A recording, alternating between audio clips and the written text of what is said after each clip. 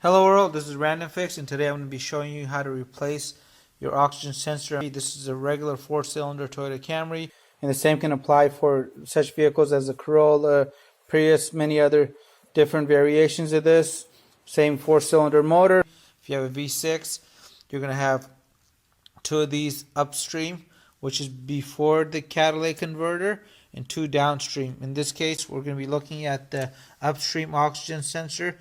This is normally in charge of relaying information to the computer on if the vehicle is running rich or lean, and the one that's downstream, that's after the cat, normally tells the computer how the emissions of the vehicle are doing and making sure that all the gas is burnt off before it exits the tailpipe and that you have the correct emissions readings. So we're going to go ahead and get this started. You're going to need some sort of oxygen sensor removal socket. I have this 22 millimeter right here, and you can buy these in several different ways. You can buy individual sockets like this. I prefer getting a complete kit, which you can use on many other makes, and you're going to need a ratchet, preferably one with the longer handles, as sometimes this may be kind of stuck in there, so you're really going to have to work on getting this out. And to install your new oxygen sensor, once it's removed, you're going to need a couple of things. One of them is going to be anti-seize. Some oxygen sensors will come with this, but if not, you want to make sure you grab the copper anti-seize from the store for your vehicle. And this is going to be used very little, just on the thread, so make sure you don't get it on the actual probe. And you're there, might as well get some electrical cleaner. If you want to clean up that connector, it will really help you do a better job and get a better reading, and it can potentially get rid of any loose debris or grime that's on the connector. And you also want to grab yourself some dielectric grease like this, and this will really help keep that corrosion off the connector, which you want to apply on the oxygen sensor side as well as the vehicle side, which we'll do a little bit later. So let's go ahead and get this started. You want to undo the clip on the oxygen sensor, which is normally pretty easy. Push down and it pulls apart just like that. And we're going to now take this wire and feed it underneath and undo it from any additional clips or anything else that it might be attached to. And on this Toyota, to go get this clip off, you're going to go and squeeze these two little tabs. And when you squeeze the two little tabs, this is going to come undone. And you want to get this all the way off. And now we're going to be able to access the oxygen sensor now and get that out of there. It is always recommended that you replace the oxygen sensor when the motor is ice cold. That way you don't risk injury of being burnt by any of the hot exhaust components. Alright, with my oxygen sensor wire tucked away nice and safe, I got my ratchet in here, and I'm going to go and get that loose. Alright, so I just got that loose. And you want to take your time not to damage that wire. And just back this out.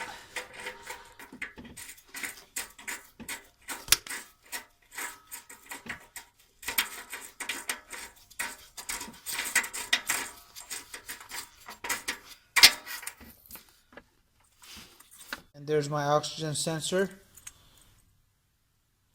And you want to make sure that you don't actually touch the tip of it here. And we're not going to be cleaning this with anything.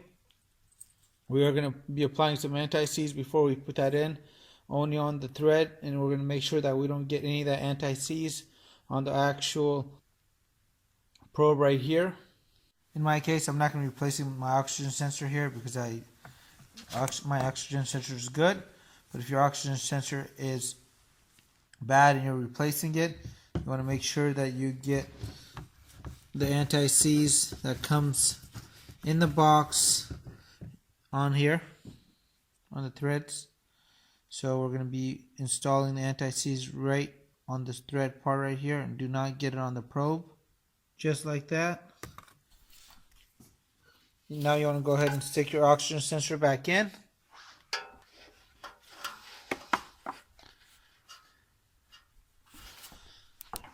Alright, with your new oxygen sensor back in this place, you want to go ahead and tighten it up now. And if you're not really sure on how much to tighten this is normally about 30 pounds of torque. And you want to make sure that you don't over tighten this. At the same time, you don't leave this loose because it will cause you some additional problems. Make sure you look up the right specified torque for your vehicle. Now grab your electrical cleaner. And you want to go spray the connector here, as well as the connector here on the actual oxygen sensor, and let that dangle upside down for a few minutes to get it dry. Now we're going to grab our dielectric grease.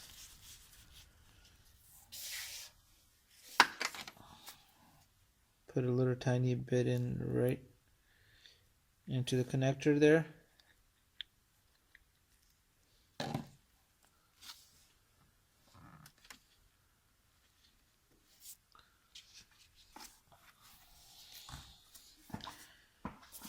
And get some